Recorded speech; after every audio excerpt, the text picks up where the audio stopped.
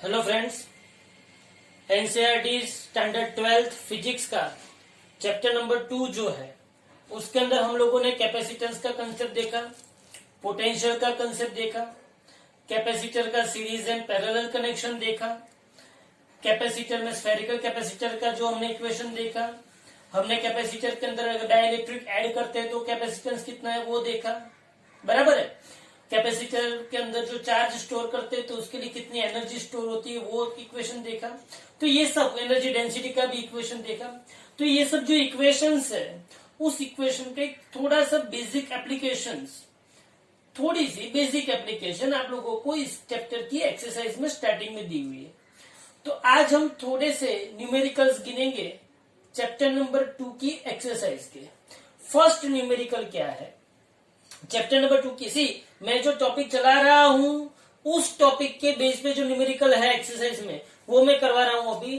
तो चैप्टर खत्म नहीं हुआ है, चैप्टर भी बहुत लंबा चलने वाला है। बराबर है। तो यहाँ पे देखो, इसका जो एक्सरसाइज का फर्स्ट न्यूमेरिकल है वो फर्स्ट न्यूमेरिकल बहुत ही समझने वाला न्यूमेरिकल है। उसने दो चार्ज दिए हैं, Q1 is equal to 5 into 10⁻⁸ coulomb, 5 into 10⁻⁸ coulomb, and Q2 is equal to उसने दिया हुआ है -3 इंटू 10⁻⁸ कूलम। ये दो चार्ज अपने को दिए हुए हैं। उन दोनों चार्ज के बीच का जो डिस्टेंस है ये Q1 है और ये क्या है Q2। इन दोनों चार्ज के बीच का जो डिस्टेंस है वो डिस्टेंस उसने दिया हुआ है 16 सेंटीमीटर। कितना डिस्टेंस दिया हुआ है? 16 सेंटीमीटर। मतलब R is equal to 16 centimetre, मतलब कितना हुआ? 1.6 मीटर। बराबर है। अब उसने ऐसा पूछा है फर्स्ट क्वेश्चन कि find a point eight which the potential is 0। बराबर है। तो सीधी सी बात है, पोटेंशियल 0 कहां पे हो सकता है? या तो ये दोनों जो चार्जेस है उन दोनों चार्जेस को जो लाइन ज्वाइन कर रही है उस लाइन पे कहीं पे भी, मतलब कि दोनों चार्जेस के बीच में कहीं पे भी पोटेंशियल 0 हो सकता है, या फिर आउटसाइड में पोटेंशियल 0 हो सकता है। बराबर है। तो पहला केस हम समझ सकते हैं। पहला case assuming potential is 0। See potential मतलब V is equal to KQ by R। तो assuming potential is 0 at distance x। हमने एक डिस्टेंस एज्यूम किया, डिस्टेंस x फ्रॉम Q1। चलो Q1 से मैंने कितने डिस्टेंस पे, x डिस्टेंस पे एक पॉइंट P कंसीडर किया। अगर ये Q1 से x डिस्टेंस पे है तो Q2 से कितना होगा? 16 माइनस x। मतलब कि अगर मैं इसको किसमें, अच्छा ये 16 सेंटीमीटर है। 16 सेंटीमीटर आपको पता होना चाहिए। 16 सेंटीमीटर मैंने उसको मीटर में कन्वर्ट करना है तो 10⁻² मीटर। तो 16 सेंटीमीटर को 10⁻² मीटर मतलब कितना होगा? 0.16 मीटर होगा। बराबर है। तो ये 16 सेंटीमीटर को मैंने 0.16 मीटर किया तो यहां से अगर x डिस्टेंस है तो यहां पे कितना होगा? 0.16 माइनस x होगा। तो Q1 से x डिस्टेंस, तो डिस्टेंस 0.16 माइनस x फ्रॉम कहां से होगा? Q2। बराबर है। तो ये जो P पॉइंट है तो potential at point P V is equal to potential at point P is 0। तो मैं समझ सकता हूं कि V इज इक्वल टू क्या होगा? 0 होगा। और अगर V 0 होगा तो V1 प्लस V2 मतलब क्या हुआ? इसकी वजह से पोटेंशियल और इसकी वजह से पोटेंशियल का समेशन क्या होगा? 0 होगा। V1 क्या है? V1 है KQ1 बाई x और V2 क्या है? KQ2 अपन 0.16 minus x is equal to 0। अच्छा, इसको आप सब वैल्यूज रखो। बोलो वैल्यूज रखोगे तो क्या मिलेगा? K कॉमन निकल गया, चलो गया। बोलो Q1 कितना है? 5 इंटू 10⁻⁸। तो 5 इंटू 10⁻⁸ डिवाइडेड बाई x।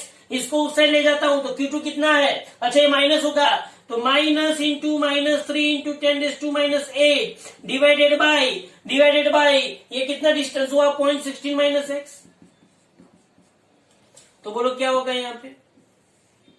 बोलो क्या हो गया यहाँ पे, बोलो 10⁻8 10⁻8 कट, माइनस माइनस प्लस हो गया, तो यहाँ पे क्या आएगा 5 divided by x is equal to 3 divided by 0.16 minus x. इसको सॉल्व कीजिए तो 5 मल्टीप्लाइड बाई इंटू 0.16 मतलब 16 डिवाइडेड बाई 100, 16 5 80, तो 80 divided by 100 minus 5x is equal to 3x। तो ये 8x इज इक्वल टू क्या हुआ 80 डिवाइडेड बाई 100, तो ये x इज इक्वल टू क्या हुआ 0 0 कट 8 8 कट, तो ये कितना है 0.1 मीटर। इसका मतलब ये हुआ कि Q1 से 0.1 मीटर पे P पॉइंट जो है वहां पे पोटेंशियल क्या होगा 0। अगर Q1 से 0.1 मीटर पे है तो Q2 से कितना, Q1 से 0.1 तो Q2 से 0.16 माइनस 0.1 मतलब 0.06 मीटर। ओके, तो यहां पे मुझे एक ये फर्स्ट पॉसिबिलिटी है, ये फर्स्ट पॉसिबिलिटी है कि इन दोनों को जो लाइन ज्वाइन कर रही है इन दोनों के बीच में कोई एक पॉइंट मैंने कंसीडर किया, उस पॉइंट पे पोटेंशियल 0 है। इतना समझ में आया। अब देखो सी यहाँ पे पॉसिबिलिटी क्या हो सकती है, या तो ये पॉइंट अंदर इन बिटवीन हो सकता है, या तो ये साइड हो सकता है, या तो ये साइड हो सकता है। ये प्लस है और ये क्या है माइनस, समझना ध्यान से। अच्छा, प्लस जो है वो इलेक्ट्रिक फील्ड ऐसे भेजेगा और माइनस इलेक्ट्रिक फील्ड ऐसे लेगा, बराबर है। तो अल्टीमेटली इलेक्ट्रिक फील्ड कहां पे 0 आएगा यहाँ पे, तो पोटेंशियल भी राइट हैंड साइड 0 आएगा। तो आपको ये कंसीडर करना है, कि पोटेंशियल, तो ये पता चला फर्स्ट केस। अभी दूसरा केस में क्या एज्यूम करता हूं, ये समझ में आ गया। अब दूसरा केस देखो, assuming potential is 0 at distance x from Q1 at outside.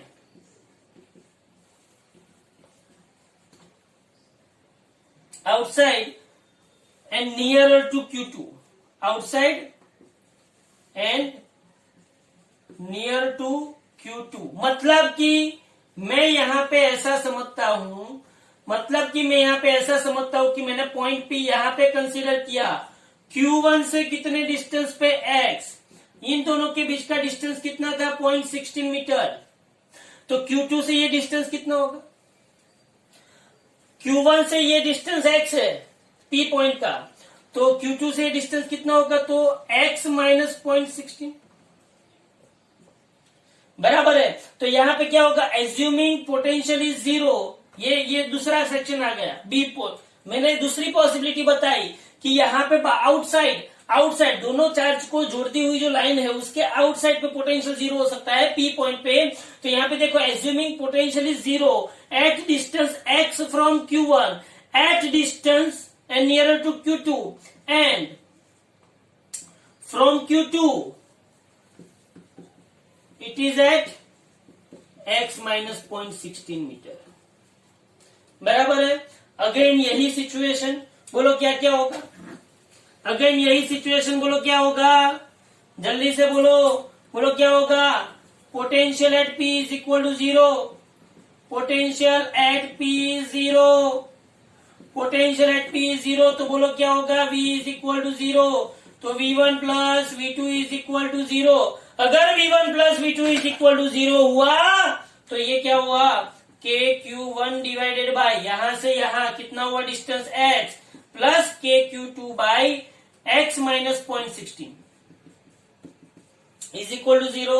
चलो KQ1 by x is equal to minus KQ2 by x minus 0.16, K cut, बोलो Q1 Q2 क्या है, Q1 कितना है 5 into 10⁻8 divided by x is equal to minus into Q2 कितना है minus 3 into 10⁻8 divided by ये क्या होगा x माइनस 0.16।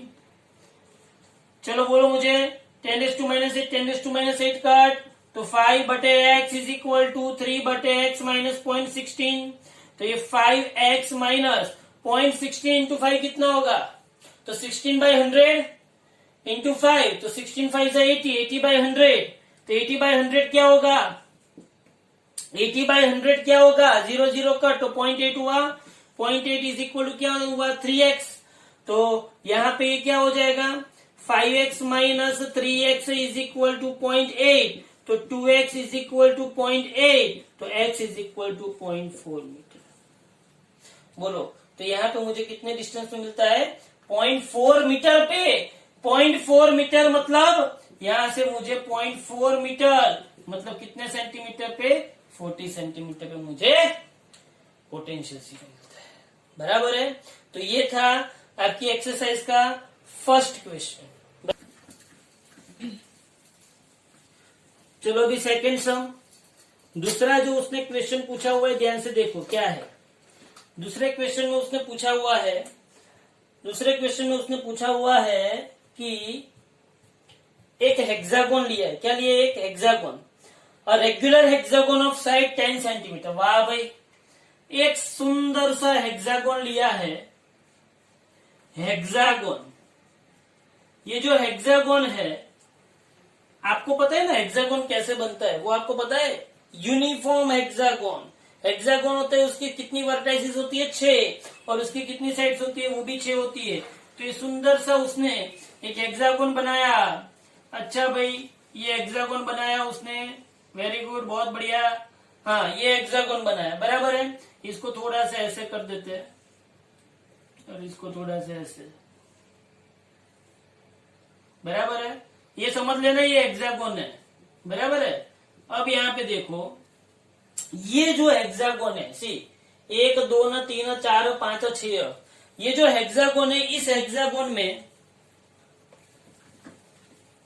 थोड़ा अच्छा बनाते हैं। देखो,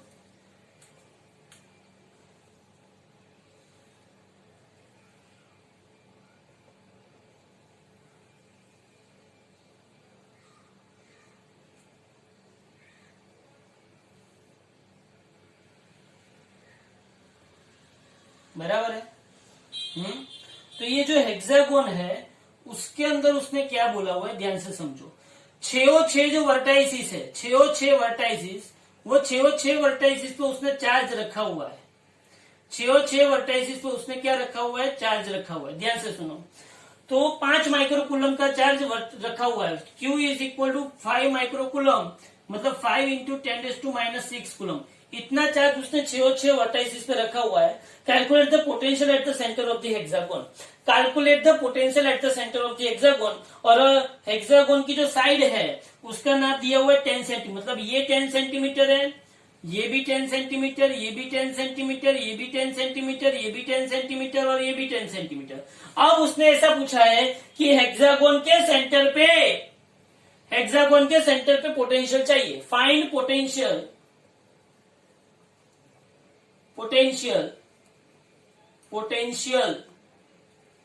एट सेंटर ऑफ हेक्सागोन। चलो यहाँ पे देखो, हेक्सागोन के सेंटर पे मुझे अगर पोटेंशियल चाहिए तो मुझे इतना पता होना चाहिए, पोटेंशियल का इक्वेशन है V is equal to KQ/R। अब ये R क्या है? तो हर एक जो चार्जेस है, क्यों,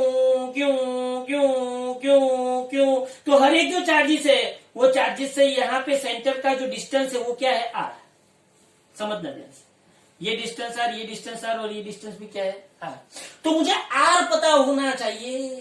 तो ये हेक्सागोन है भाई, हेक्सागोन जो, तो इसका मतलब ये हुआ कि एक चार्ज की वजह से यहाँ पे potential V is equal to KQ/R। तो ऐसे कितने चार्ज है? 6, तो 6 KQ/R, बराबर है। अब यहाँ पे Q मेरे पास है, मेरे पास 6 है, मेरे पास K है, लेकिन मेरे पास R नहीं है। तो R कहां से लाऊं? तो सीधी सी बात है, हेक्सागोन है ये, हेक्सागोन के अंदर ये 10 है, ये 10 है, ये भी 10 है।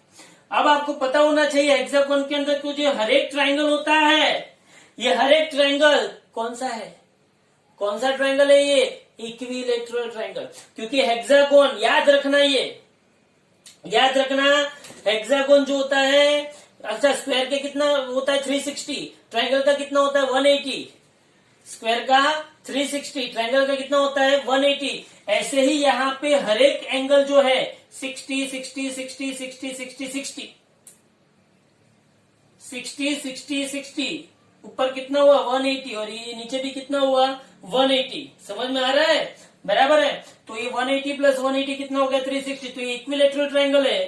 तो इक्विलेटरल ट्राइंगल के लिए, इक्विलेटरल ट्राइंगल इक्विलेटरल ट्रायंगल के लिए हर एक जो नाप है वो कितना होगा, 10 सेंटीमीटर का होगा।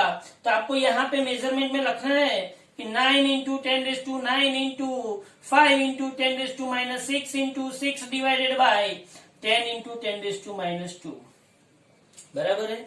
इसको सॉल्व करोगे तो आपका आंसर मिल जाएगा। ओके, उसके बाद देखिए ये सेकंड सम हो गया।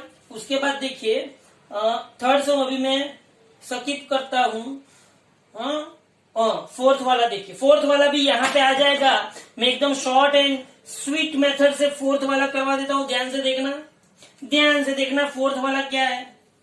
चलो फोर्थ वाला क्या है, spherical conductor of radius 12 centimetre. चलो ये पता चल गया, ये पता चल गया। फोर्थ वाला देखो 1 2 4 1 2 4, ध्यान से देखो।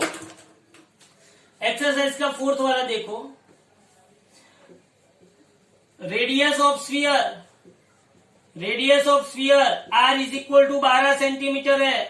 तो r is equal to 12 into 10⁻2 metre है। अच्छा भाई, ये स्फीयर है, ये उसका रेडियस है। अच्छा, उसकी सरफेस पे मैंने चार्ज डिपॉजिट किया हुआ है। ओहो, इसकी सरफेस पे मैंने चार्ज डिपॉजिट कर दिया।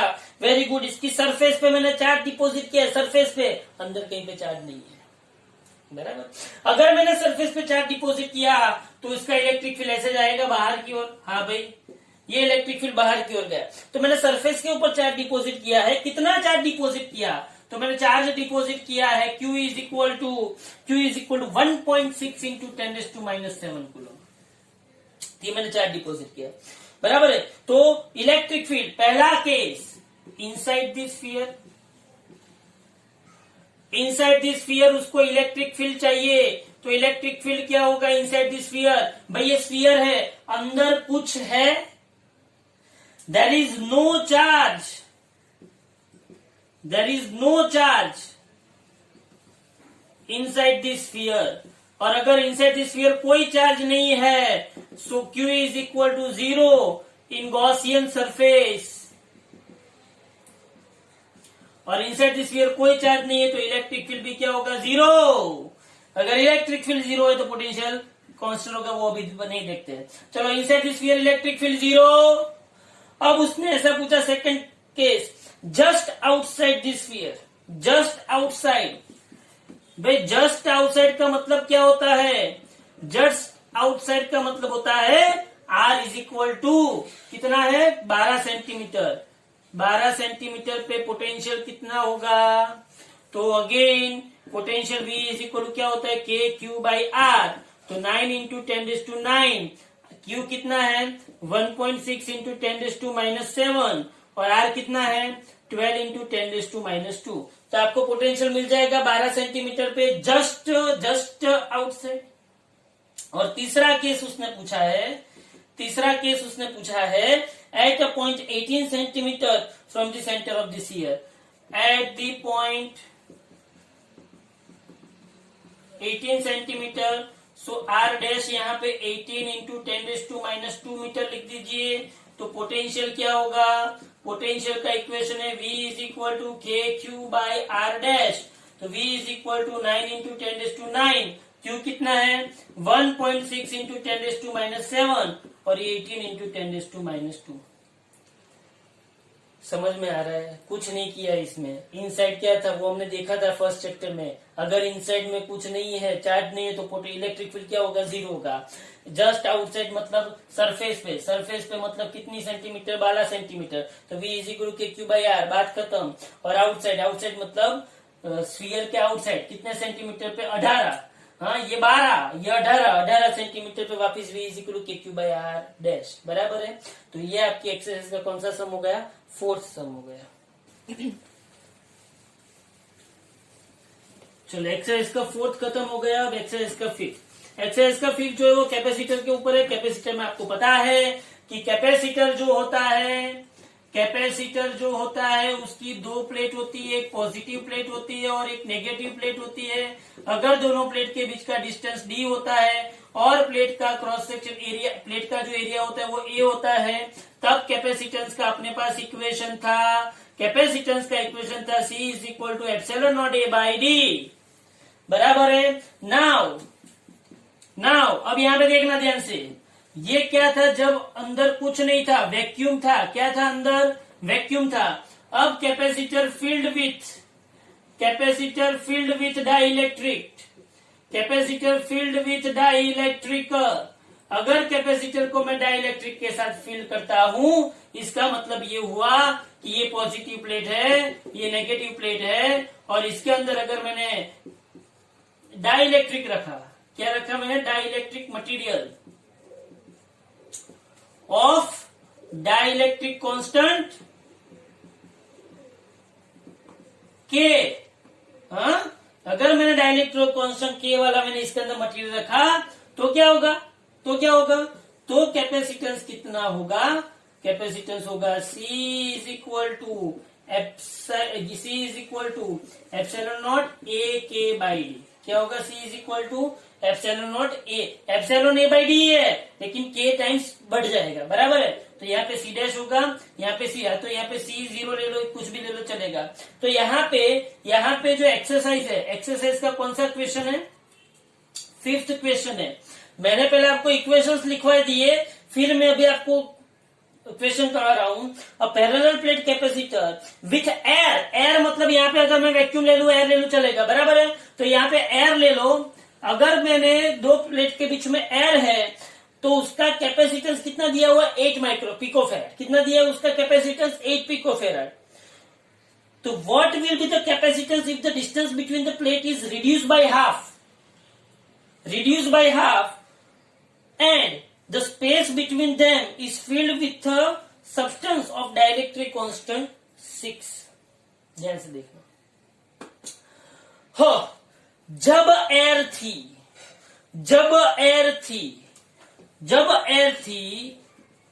तब मेरे पास कैपेसिटेंस कितना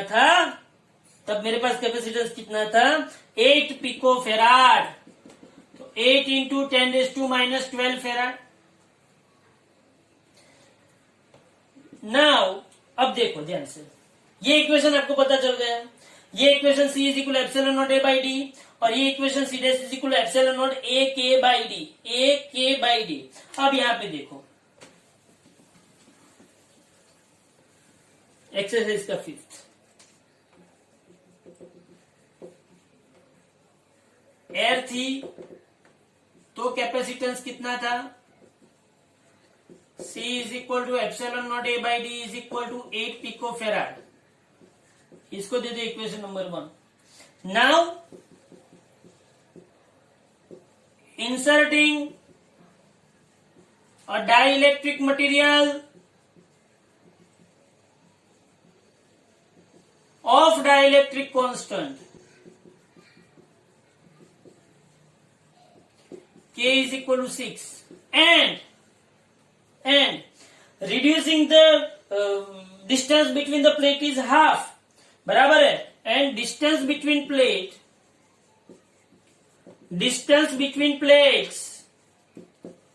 becomes d dash is equal to d by 2। तो अभी नया कैपेसिटेंस कितना होगा? तो न्यू कैपेसिटेंस कितना होगा? न्यू कैपेसिटेंस होगा C dash is equal to epsilon not A by D dash into K. Epsilon not A by D की जगह पे D डैश इंटू के। तो C dash is equal to epsilon not A D dash की जगह पे D by 2 into K.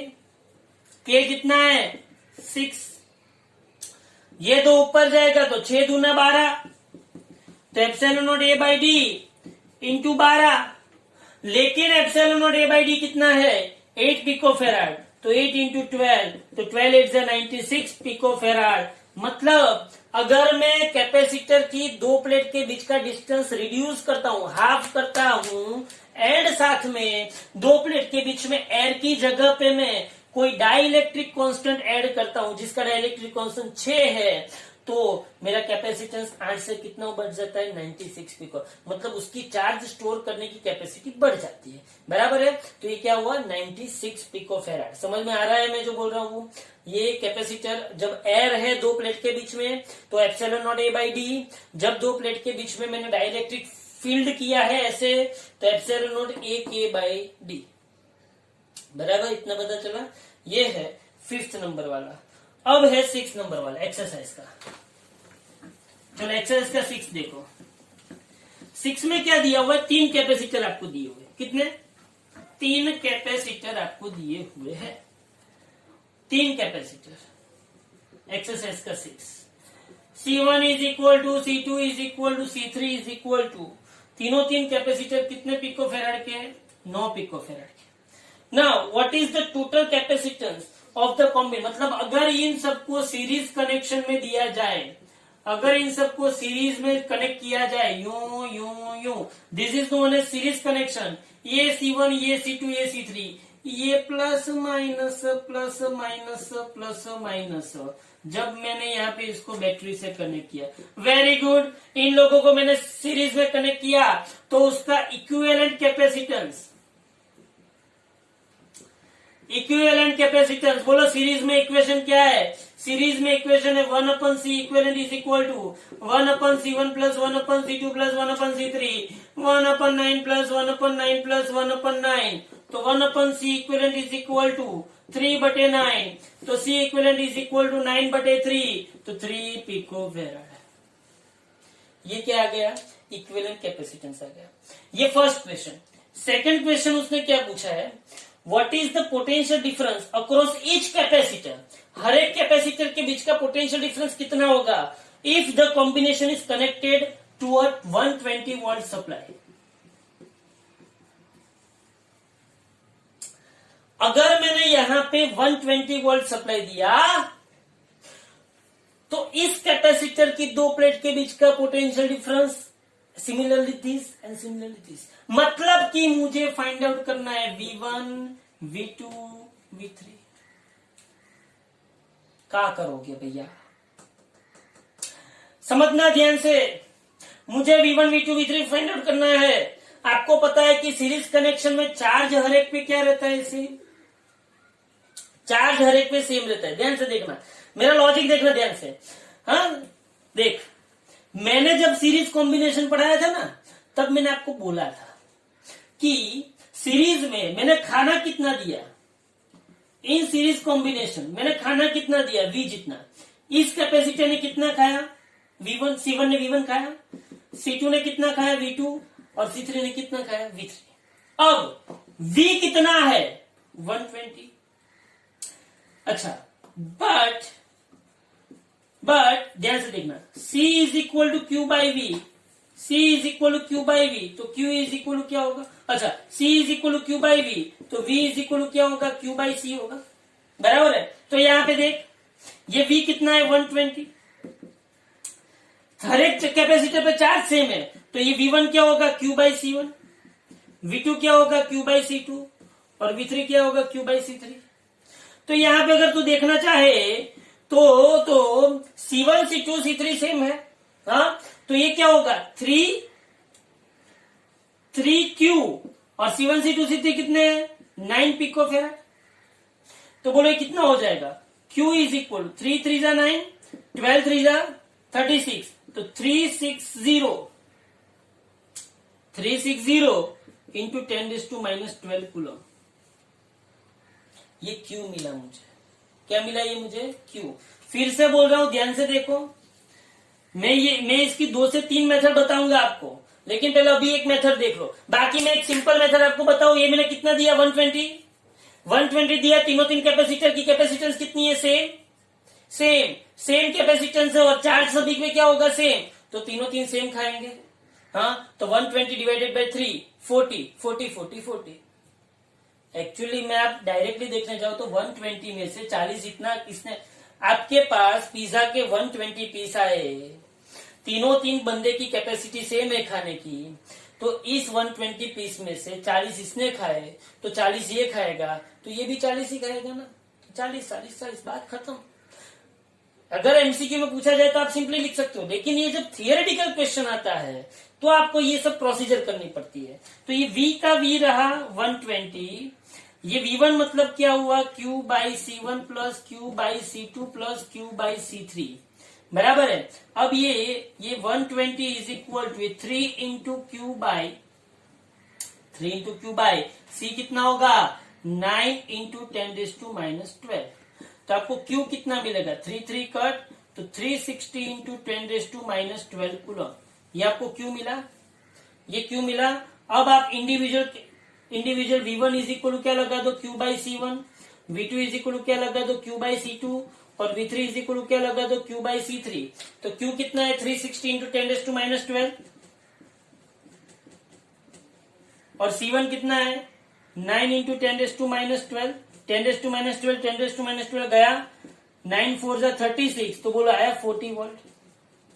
तो जैसा V1 आया वैसा V2 और वैसा ही क्या आया V3। समझ में आ रहा है। तो यहाँ पे इसकी मैं और भी बहुत डायरेक्टली मेथड जो है वो बहुत ही शॉर्टकट मेथड है, मैं इसकी सिखाऊंगा, लेकिन अभी सिर्फ और सिर्फ गुजरात बोर्ड के लिए जो लिखना चाहते हैं वो लोग, उनके लिए आपको ये मेथड करनी पड़ेगी। ओके, तो नेक्स्ट लेक्चर के अंदर हम लोग और आगे एक्सरसाइज के सम और वो सब कुछ करेंगे। Okay, thank you very much.